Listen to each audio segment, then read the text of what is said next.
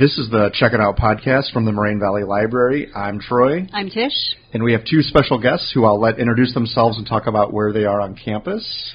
I'm Amanda, and I'm over in the Code of Conduct and Student Life office. I am Angelo Green, a student as well as from the Student Life Department. Fantastic. Welcome to both of you. We're going to talk about the musical Hamilton, which is our one book, one college program, and we've done many lectures, panel discussions, and we thought we would add to the conversation with this podcast, so thank you. And I think to start us out, why don't we talk about how you guys fell in love with the musical and how you found it and what it means? Sure. So I found Hamilton, a family friend who is very into theater, works professionally in theater, had recommended it. Took a while and then got the album as a gift. Started listening to it and didn't stop. I was actually in another show at the time and didn't learn my lines or songs because I was listening to Hamilton all the time instead. I eventually learned them. But it took a while because it just became something I was constantly listening to, and felt like it did for theater what, Jesus Christ Superstar did for rock operas, that kind of thing. It has that same, I think, impact on the theater world. So just fell in love with it and have tried to convert everybody since. Fantastic. Yeah. So for me, it was actually one of my former coworkers who I worked with last year at the time.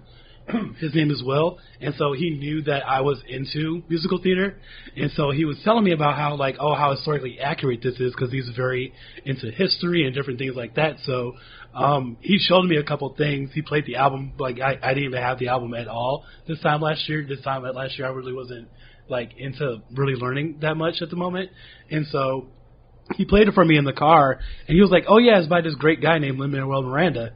And granted, I knew who this man was. I just forgot who the name was and what the face looked like. And so for me, when I finally looked up on Wikipedia and saw who Lin was, I was like, wait a minute, I've seen this guy before because he was on I think the late 2000s edition of Electric Company, and so he was part of the reboot. And so I was like, wait a minute, I've seen this man before. I've seen In the Heights, and so I know who this man is. And so I was just like, oh my gosh, this man is insane. And so I started listening to the album over the summer. I checked it out here actually at the library. Shameless plug. Nice. But so I listened to the first CD and instantly got hooked. I already knew the first song, Alexander Hamilton, and so I listened to everything else, and I was just like, oh my gosh, what have I done? This is going to take over my summer, and it definitely did. I love the album.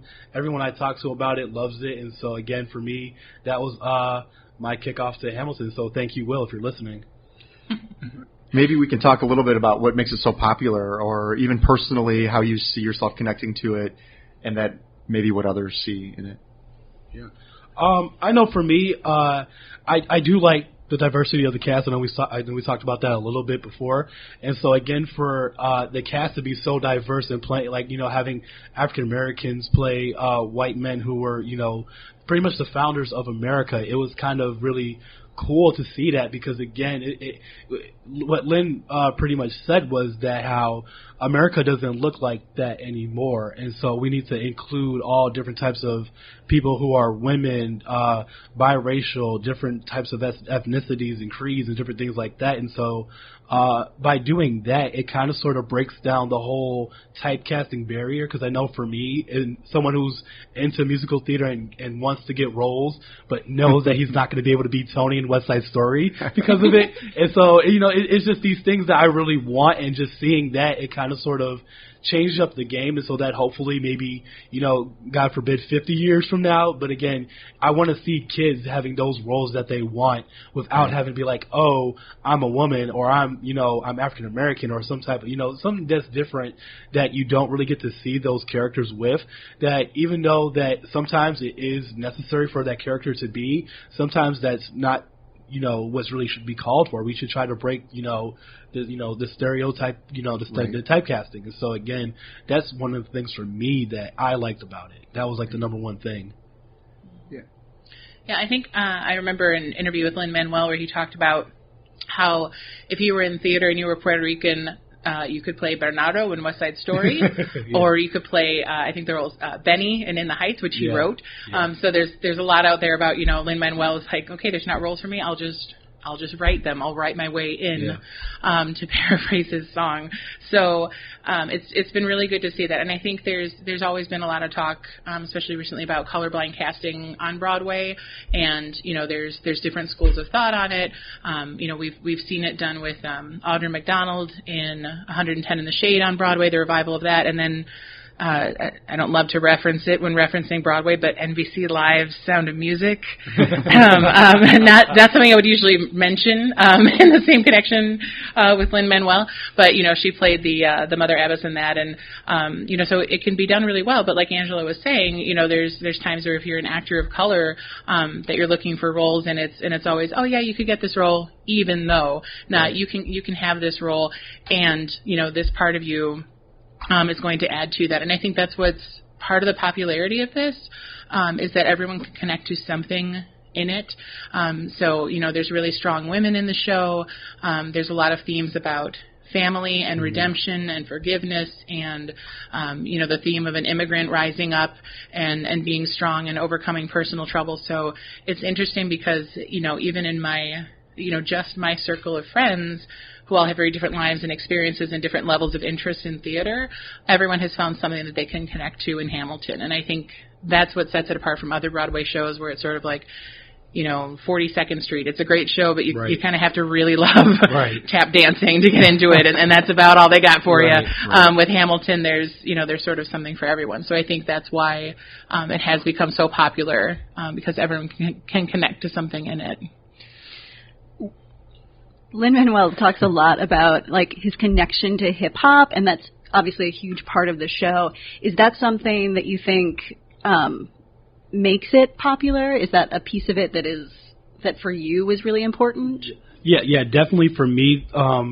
Because again, I remember there was a time where teachers thought it was cool to rap in class, and it was kind of corny, and so at first when I heard about oh yeah, it's history and it's rap, I'm like, okay, it's one of those things.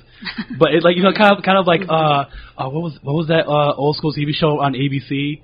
Not School of Rock, but Schoolhouse Rock. Schoolhouse Rock, yeah, it's kind of like that. And so I'm like, okay, it's kind of like that, but at the same time, he references different things where that are a part of hip hop culture, and that's what adds into it. And because it's not just like, oh, I'm Alexander Hamilton. How's it going, kids? It's not like that. It's like actually like, hey, this is who I am. I'm gonna be as raw as I need to be. I'm not gonna belittle you and talk down to you like I'm a teacher and you're a student. I'm going to actually tell you who I am. And that's where, he kicks it off, and he talks about himself, and that's where it kicks off, because I believe for me, hip hop and rap music are, the forefront. Even though it's the youngest form of music right now, I feel like it is one of the most best forms of art ever to be created. And I think you can tell with Miranda that he's honestly a hip hop fan. Oh yeah, definitely. It's not just and Hamilton has this Broadway flavor too. It's definitely Broadway. Yes. But the references that are in it, yes. the things he drops, the way that the beats work, you can tell that he's an aficionado. He's into hip hop. Yeah, definitely. And the things he references, I think, are the things that he's into. Yeah, right. Yeah, definitely. Because even when he's on Late Night with Jimmy Fallon, he always has him. The Tonight Show. Because I think I forgot he's not on the Late Show anymore. He's on Tonight Show. And so when he's on the Tonight Show with Jimmy Fallon, he does those little skits with him where he has to rap 3 different things, and so he's going off the top of the dome and just saying oh yeah, this and this, and it's 3 of the most random things that won't be connected. One of them recently was Harry Potter, something else, and something else, and I'm just how in the world do you put that together? And for him, it's just he's very good with words, and he knows how to use them to his advantage, and that's what helps him out as well. Right. As Angela was talking, I was thinking about this is going to be kind of a backstory to the connection, but in a writing class in undergrad, we were talking about in order to parody something, you have to love the source material. You have to love it and know it really well.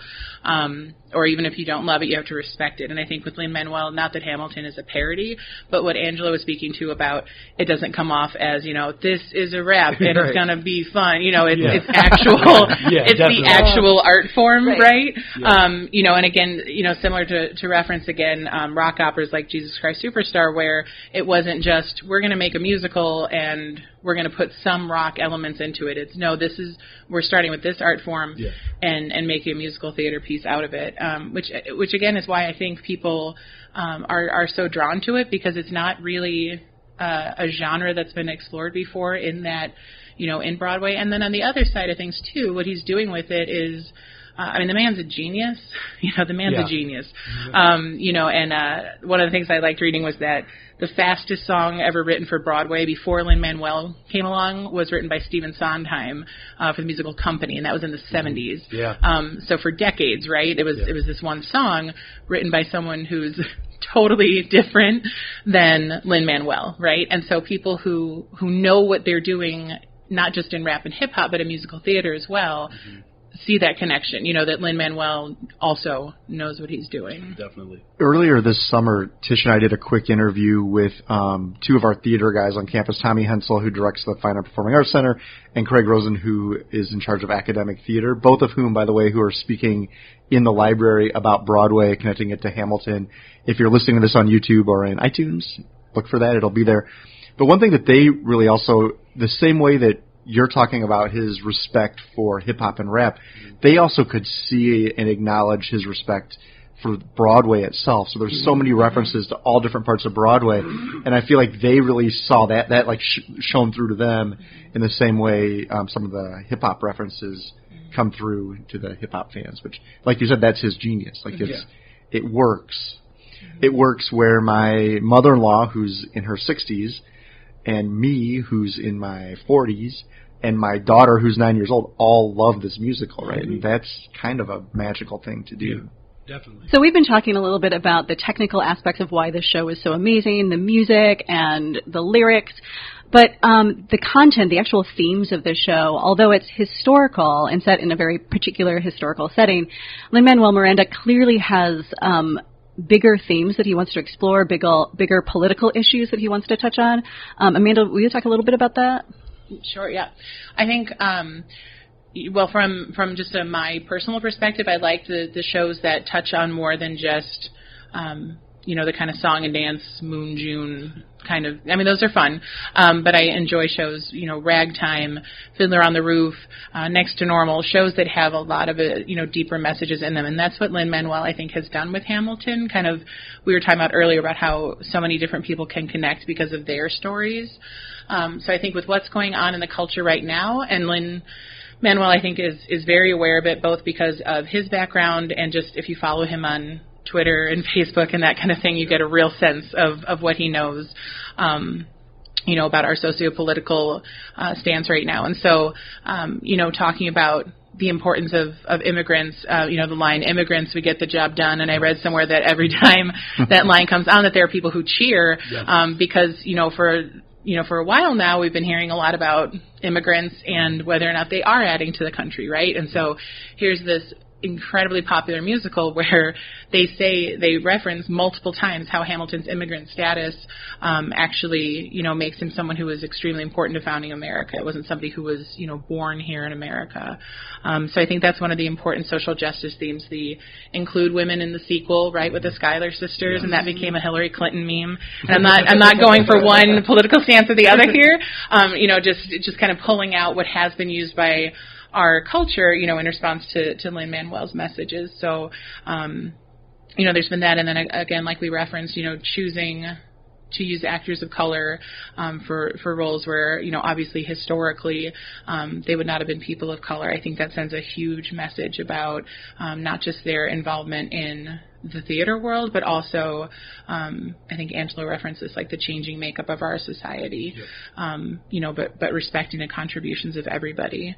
And then I think just in general, where Lin-Manuel has gone with that, he's become kind of a voice, like Tish kind of referenced the different movements that are happening, and I think those are reflected in themes in Hamilton as well, kind of that, the uprising of just regular people, quote unquote, in addition to obviously the political movers and shakers. But even when the Tony Awards happened right after the shooting in Orlando, and Lin-Manuel's speech about love is love has become another movement in and of itself. Yep. So the man can't touch something without it becoming, like its own entity, its own movement. And so that's throughout Hamilton, and I think just throughout, what Lin-Manuel does. Yeah. Leslie Odom Jr. has talked about how powerful it was for him when he first saw the musical to see 3 black men on a stage together, just laughing and having a good time. Like that for him was a moment. And Lin has talked about like the audience that he wants this musical to like go to, that like he wants young people of color to see themselves reflected. And, when we think about Broadway, we think about really white audiences. And it's expensive to get a Broadway ticket. And, like, if you can talk a little bit about that, Angelo, about how that might be impacting the experience of Broadway goers and what that might mean. Yeah, definitely. And so for me, even with Hamilton's coming to Chicago, hopefully I can get a ticket soon. But I think like one of the biggest cons to it is kind of sort of how now with people buying tickets and how easily accessible they are to buy them. What kind of is a downfall is how people who don't even know the musical, they hear the hype of it, and so now they're going to go out and buy like the maximum 8 tickets that they can get and then try to resell them. And that is what, really, really sucks, because again, when we talk about different forms of art, musical theater is one of the last ones on the list. And, and it sucks when, people work so hard, like Lin-Manuel, Leslie Odom Jr., and all those people, and how, for the people who are my age that want to go see it, because again, a lot of the musicals that, people want to go see downtown is only, upper class or even just, mature, elderly people who have money to go see them. And that's the only people that are going. And so what Lin wants to do and has done, he's brought a younger audience to the theater, and that's one of the greatest things ever, because even for me, musical theater wasn't on my list of things to go to when I was around the age of 15, and now I've seen so many people who are like 10 years old. They say like, "Mommy, I want Hamilton tickets for my birthday." Really? What? Like they don't want a video game. They don't want the latest and greatest toy that's out. They want to go see a musical theater production. How is that happening? And again, that shows credits to the great company and all the people that were a part of making Hamilton what it was and what it is. And so, but again, that's the pro of, having people who are younger than the age of 18, actually want to sit down and listen to, and watch, musical theater. And that's one of the greatest things right now is musical theater. And so hopefully people see what Hamilton is doing correctly, because, I mean, it's pretty much 99.9%. And, I see nothing wrong right now. But, the only downfall is how the hype is, kind of sort of killing, the ticket, buying the tickets. Right. Yeah. And as it goes to different cities and it has longer stays, hopefully that becomes, right, more accessible and the prices drop. That's eventually what I'm hoping. And eventually high schools will be performing it, which I think, oh, yes, listening to some of the other people who've been involved, like talking to them about like being able to, know that this is going to be in high school someday, that like young actors of color who, as you have both mentioned, like don't often have the opportunity to have, right, full plays that are really all about them and for them. Like that's really exciting. Yeah. And I think the online world that we live in now, where there's a creative element to being a fan, right, like so many fans are taking the songs, remaking them for themselves, so cool, playing them in dorm rooms in colleges or up in their bedrooms, you know, in high school. I think that's also a way that folks are taking ownership that didn't quite happen in the past, right? Yeah, so. yeah. Even one of the videos I saw on YouTube, because like I try to watch a couple things from Hamilton on YouTube, and one of the things that I saw is kind of like it's kind of like musical theater in the round type of thing. It's like a speech thing, and so I don't really know what that is. I saw it. It was like a troupe down in like Florida or something. I don't remember who it was, but they performed it, and they had like these like green prop muskets and everything, and I was just like, oh my gosh, these guys are amazing. And it's just seeing, you know, these kids, you know, really invested into it. Like, I was like, oh my gosh, these kids can literally go do a production right now, and I would go buy a ticket, like, right.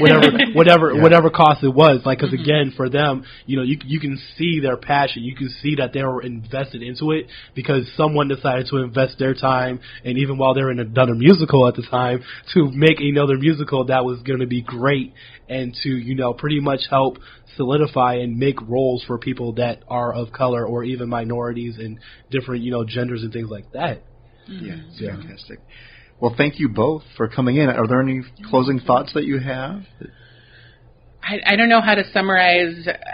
I don't know how to summarize talking about Lin-Manuel because, like, every time you bring him up or bring up Hamilton, there's just more and more to say. So I guess I would just encourage people who haven't listened to it yet to do that. It's great that it's successful in its full format. I think it's missing only a short scene. So come to the library, go to the bookstore, you know, go online wherever you can find it, but listen to it, and you'll find a message for yourself in there too. Definitely. I mean, even for me, again, you know, even if you can't get to Moraine Valley's library, try to find at your local library because, again, that's what they're here for, and they'll help you find it at a different library and even bring it to you. Again, Hamilton is one of the greatest, you know, things to ever be created. Thank you, Lin-Manuel Miranda, if you're listening, hopefully. Cross fingers. Yorktown was amazing. I'm going to tell you that right then and there. I've never wanted to be Hercules Mulligan my entire life until now, so that's going to be like, that's my, he'd be great at it. Yes, that's my number one. That's my number one role right now. We're going to put that on a T-shirt for you. Yes, thank you. Let's do it. Okay. With that, thank you all. Thank you for listening. Thank you for having us.